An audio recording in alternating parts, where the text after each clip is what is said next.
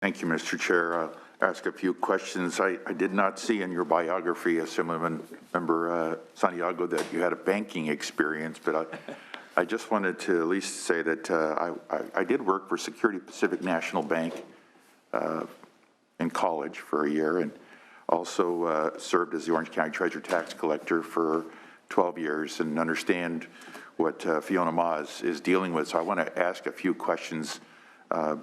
She brought up an interesting point, and maybe she clarified, but I thought I heard her say that LAIF is inside PMIA. Is that correct? I believe she may have said that, yes. I'm sorry? I believe she may have said that. Okay, so then if we want to take 10% of PMIA, we're also taking 10% of investor funds. Is that correct? If you follow that logic. Okay, so I became the treasurer of Orange County because the county went bankrupt, and so it was from an investment decision made by the county treasurer. And so everyone just kind of said, school districts and cities said, boy, we're so nervous, we don't want to go back in. I wonder if investing LAIF funds in a public bank would make a lot of depositors nervous. So I'm wondering, she made the point that if you take PMIA and then you reduce it by LAIF and other commitments, that you really actually have 20 billion available of general fund. Would you want 10% of that or 10% of the total PMIA balance? Mr. Chair, may I? Sure, when we began, I think we left it open. But listen, I remember our conversations from last year, and I'm very grateful for them. We took them to heart, and we were able to establish a better bill when we were doing it last time. Whatever conversation you put on the table now, because this is a hearing, we will take note of and we will work on through the fall. So I thank you very much for your conversation. And look, I acknowledge your hard work in the municipality that you represented. I think you and I have gone through debate back and forth on this. So I appreciate any comments that you have, and we'll take them to heart. Thank you. Well, thank you, Assemblymember Santiago. I enjoy working with you, so I just want to make sure that everything is clear. I had heard a couple times that the Wall Street banks have failed California. What does that mean? What is a Wall Street bank? Well, when you think, well, in the context that I use them, when you think about big banks, when you think about big banks, that's what we meant by Wall Street banks. So like a bank that's traded on the stock exchange? Could be, yes, but not limited to. And why would a small business go to a Wall Street bank? Well, I mean, is this Mr. Chair? Please, go ahead. Is this rhetorical, or do you already have the answer?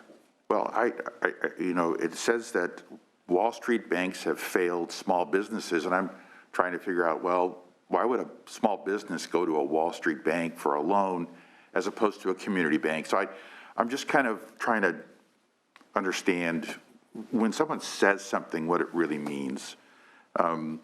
So with that, let me just make some observations. Fiona Ma, Treasurer, are you still on the line? I am. May I ask you a couple of questions? Sure. One thing you didn't touch on, maybe you would be really good about explaining, is net asset value. Are you not supposed to keep a $1 net asset value? I have Kristen Segali-Moore, who is the director of our investments division, here on the phone to answer that very technical question. Good morning, Senator Moorlach and committee members. The pooled money investment account technically is not a net asset value fund. However, I will say that the way we invest our funds, we do guarantee the principal back to, for example, the local governments that do invest with us.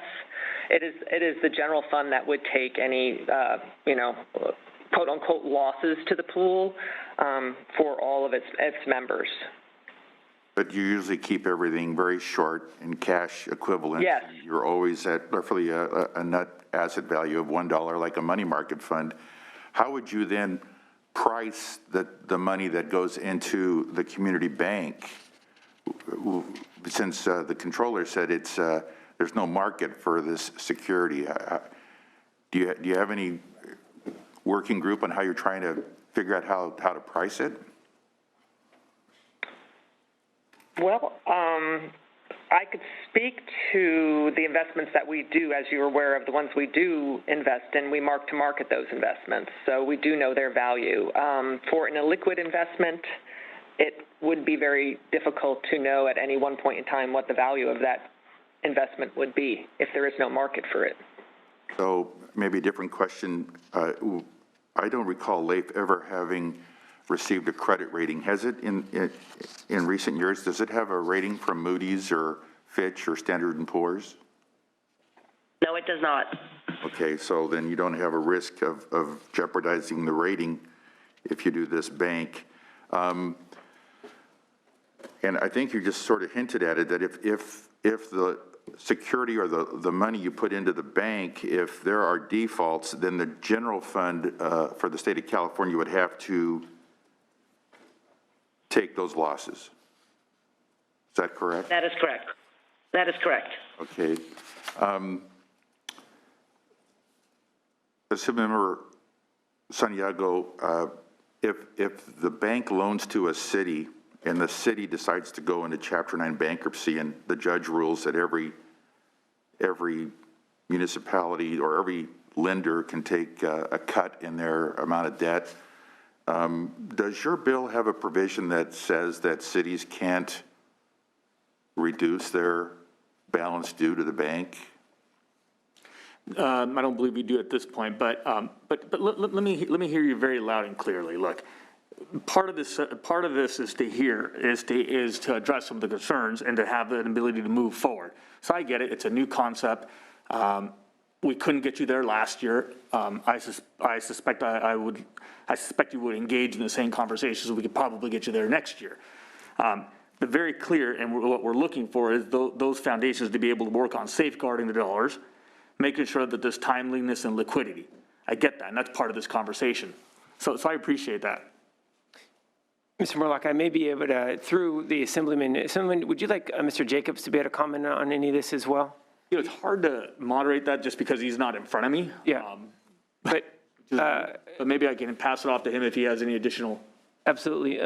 Mr. Moorlach, if we could bring in, if you'd be comfortable with this, one of our lead support witnesses, Shashil Jacob from the California Public Banking Alliance. Mr. Jacobs, I want to confirm that you're still on the line. Yes, I'm here. Thank you so much. Want to see if there are any items that you'd like to be able to comment on some of the technical side of the legislation for Vice Chair Moorlach. Yes, I would be happy to. I think our main point here is that there's a way for the investment from the PMIA into the iBank to be structured in a way that it protects the pool money investment account. And we know this because we know that the iBank's securities are safe. The iBank is a highly rated institution, and it does work of issuing bonds to local governments. It does loan guarantees with local financial institutions, and there's a way for us to talk about how the PMIA could be investing in highly rated securities of the iBank. What we're trying to say is we're asking that we change the mindset of where our public investments go. They don't just have to go into Wall Street. They can be going directly through our state bank and benefiting our local economy.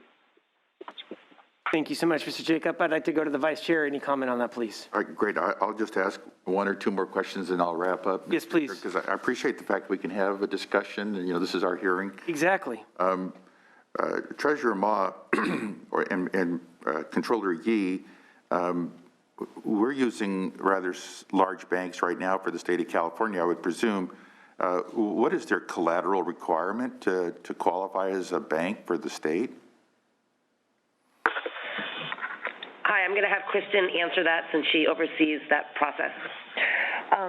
Senator Moorlach, the collateral that we require of the banks specifically is for the deposits that are held by them, which the treasurer commented on, that we do leave some monies in one of our 8 depository banks, and that is to compensate them for the services that they provide us. So that has to be collateralized, and depending on the nature of the collateral, whether it's federal letters of credit, it would have to be 100% collateralized, and upwards of up to 150% if it was mortgage-backed securities. And so it's my understanding that the iBank will have no collateral. So it's just another concern maybe to address as you're working on this project. But Mr. Chair, the North Dakota Bank was used as an example, and North Dakota has a population of 762,000, which is about 1/5 the population of, say, Orange County. So it's a unique bank, and as the controller pointed out, it was there to assist local banks. So I don't see that as a model, but it's about the only one, because I tried to start a bank when I was as a treasurer, because the problem I had back then, Member Santiago, is the large banks were not excited about having welfare recipients in their lobbies on the first of the month, and were giving me lots of pushback.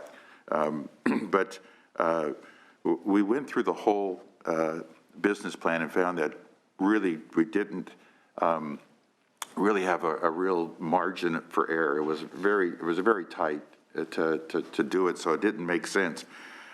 So my concerns are in that area, and I appreciate the fact that the controller and the treasurer have provided their input and really respect what they had to say and verify that it's really accurate. It just gets a little frustrating for me watching Sacramento as it deals with the DMV, as it deals with the Employment Development Department, as it deals with Fiscal.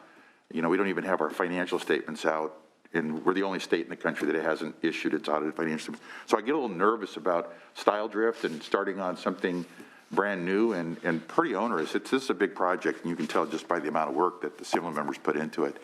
So with that, I just wanted to share those concerns and want to thank you for the time.